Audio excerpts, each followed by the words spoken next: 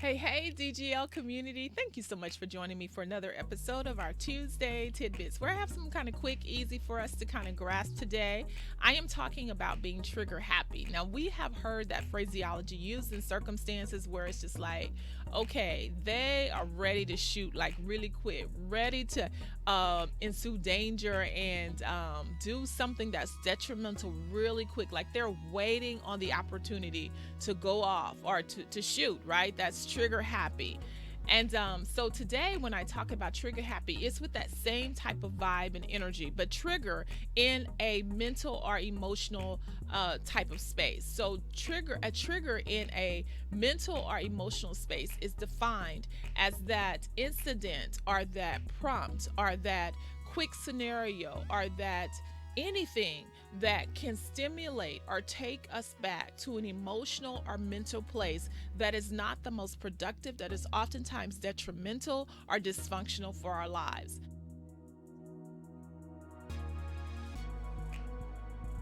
Said this before in a blog, and so I'll use this as an entry point. We're very familiar with the phrase hurt people hurt. Now, I highlight again that phrase, that understanding was put out there so that we could better understand why people hurt or do detrimental things to other people, that oftentimes they too are hurting. But that phraseology was never intended to give us an excuse, a get out of jail free card, a red carpet rollout to hurting people because they're supposed to understand that I only hurt them because I'm hurt. That was never the intention of that phraseology, and so goes it with an awareness of triggers. We were never supposed to become trigger happy. We were never supposed to totally embrace and celebrate and land in our triggers. The purpose of exploring and understanding our triggers is so that we can more productively navigate them and navigate this world. It was never intended for us to understand that maybe such and such is a trigger and it sends me into a anger place, or when this and this happen, it triggers me and I go into a deep depression. We were never supposed to become aware of triggers for the sake of holding them more precious and close and utilizing them to exploit or manipulate other people. The purpose of identifying our triggers is so that we can do the self-work to navigate those triggers in a more productive way.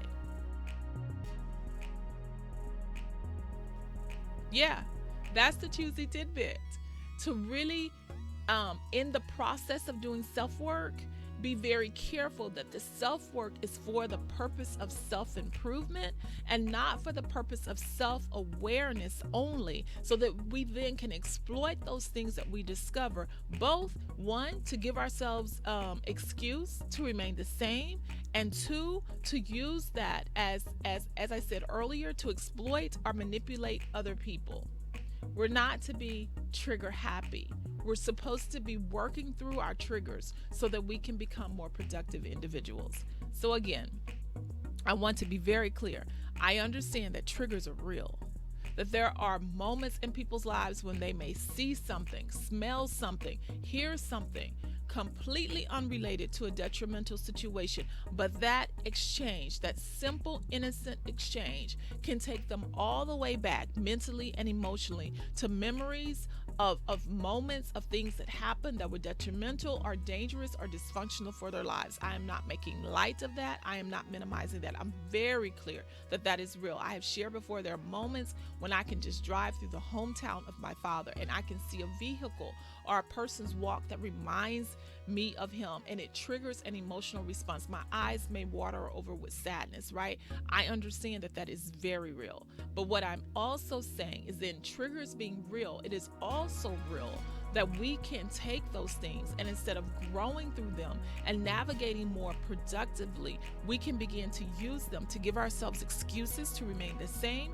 or use them to exploit or manipulate, take advantage of other people because they're supposed to understand that, they know this is just my bad day. They understand that this is what sets me off, and thinking that people have to accommodate our trigger happiness. We want to be happy in growth, not in negatively remaining the same. So that's my quick Tuesday tidbit. I encourage each of us to continue to do the self-work and to grow, to become better. Yeah. I honor the greatness in you. As always, subscribe and share. Thank you so much. I'll see you next week for another Tuesday Tidbit. Bye now.